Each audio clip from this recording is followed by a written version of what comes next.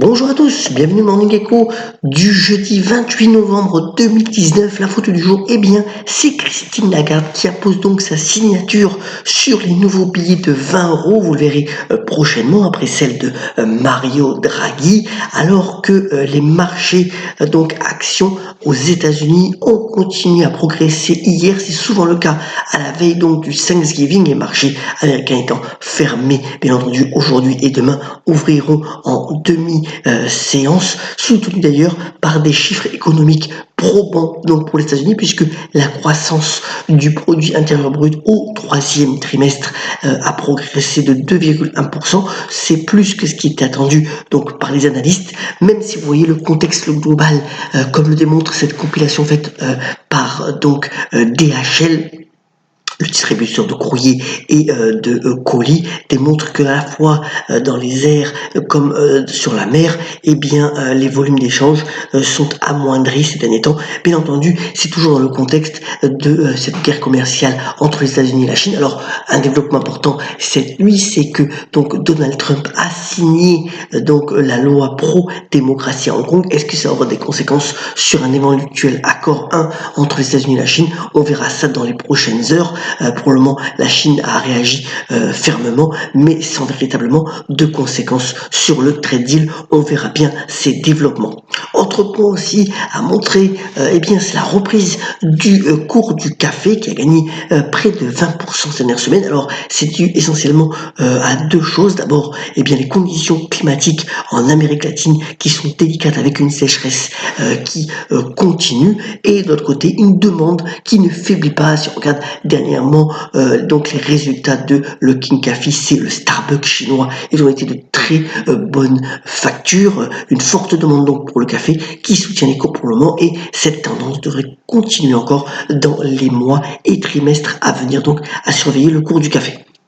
Alors, c'est Thanksgiving aux États-Unis et je voulais vous montrer ces deux graphiques. D'abord, vous voyez que c'est un week-end où finalement les ventes sont très significatives, que ce soit en ligne ou via les centres commerciaux, et les attentes sont encore très importantes. Et vous voyez que les envies des consommateurs, c'est véritablement de consommer pendant cette période. Alors, le fameux Black Friday qui est de plus en plus décrit en France, ce sera pour demain. Mais enfin, déjà Adobe Forecast, le site, a démontré que sur les premiers jours avant même le Thanksgiving, 50 milliards de dollars avaient été dépensés sur les sites en ligne et sur Internet par les consommateurs américains.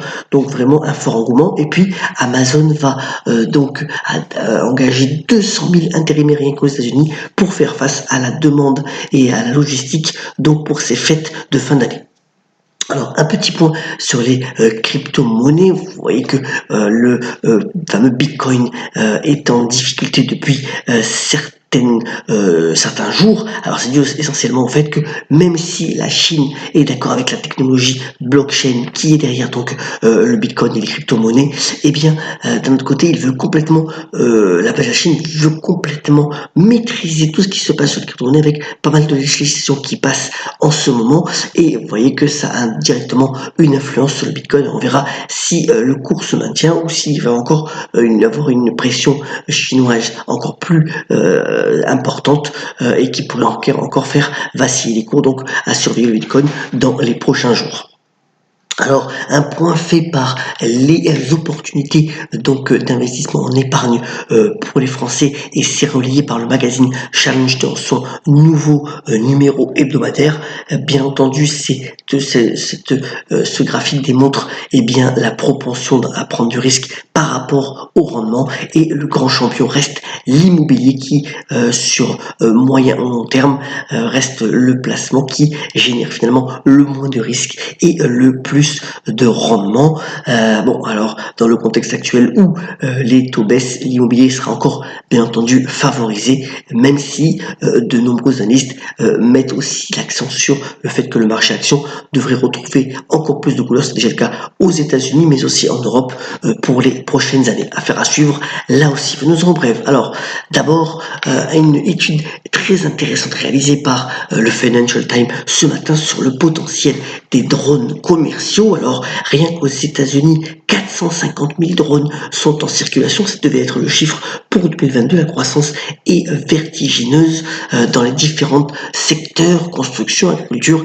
C'est le nombre d'applications qui sont finalement possibles avec les drones. Et puis surtout, il y a de plus en plus de développeurs qui donc s'accordent avec des technologies communes pour permettre une meilleure utilisation de ces drones plus efficaces. Alors c'est toujours crié par rapport aux problèmes d'environnement, par rapport donc à la vie privée, plein de choses qui peuvent rentrer en ligne de compte, mais enfin cette croissance est prévue phénoménale pour encore les mois et les années à venir, donc à considérer donc la croissance des drones commerciaux.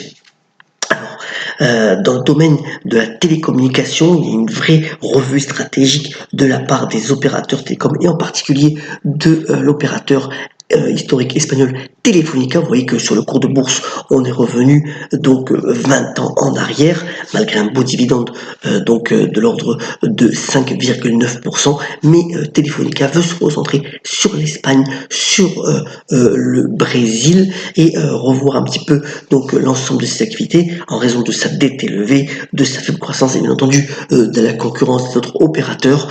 Alors le groupe n'est pas aussi fermé à des opérations éventuellement de fusion, donc il veut reprendre véritablement le chemin de la croissance.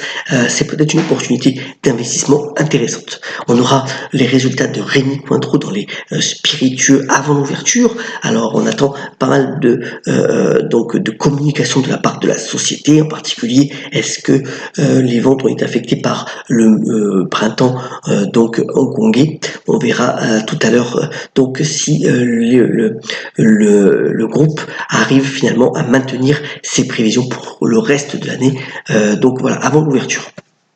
Alors, c'est toujours l'enlisement pour donc le rapprochement entre les deux sociétés de services informatiques, donc Altran et Capgemini. Capgemini a offert 14 € par action, selon donc le groupe activiste Elliott qui détient 10% de Altran. Ce prix-là sous-évalue finalement la SS2I. Il voudrait un prix à 20 €. Pour le moment, c'est pas du tout ce que escompte Capgemini. Ne veut pas payer 20 €. Ça serait détruire les synergies de cet éventuel rapprochement. Donc on attend encore le développement. Si on se rappelle ce qui s'était passé sur le Club Med, ça avait duré 20 mois.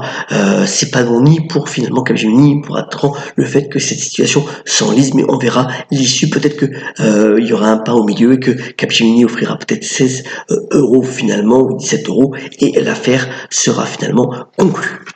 La licorne de l'économie circulaire Vinted. Alors Vinted, vous savez que c'est une application qui permet de vendre, d'acheter et d'échanger des vêtements donc d'occasion. Vous voyez que ils prennent pratiquement 7 ventes sur 10 selon le dernier rapport établi par Statista. Et bien cette société donc qui est établie en Lituanie, dirigée par un Hollandais, vient de lever 128 millions d'euros, ce qui la valorise donc à plus de 1 milliard d'euros. Alors elle est parfois décriée comme application, mais enfin elle continue à bien fonctionner. Alors cette levée de fonds va permettre d'améliorer encore les fonctionnalités de cette application donc et qui pourrait un jour s'introduire en bourse.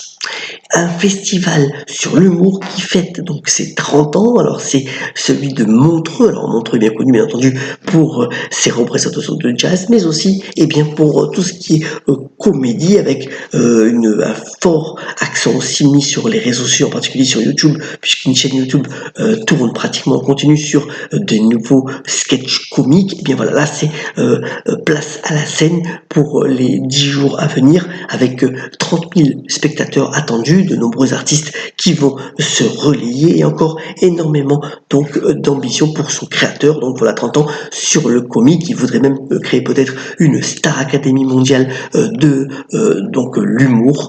Et voilà un beau spectacle si vous avez la possibilité de passer en Suisse ou de le regarder via internet. Terminons ce morning call en vous souhaitant une bonne journée par la citation donc de l'auteur donc autrichien Stefan Zweig, qui a notamment déclaré: pour pouvoir aider les autres, il faut avoir soi-même ce sentiment que les autres ont besoin de vous.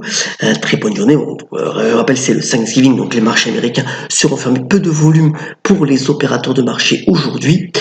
Soyons solidaires et on la pêche. Et bien entendu, à demain pour le Morning Call. Excellente journée à tous.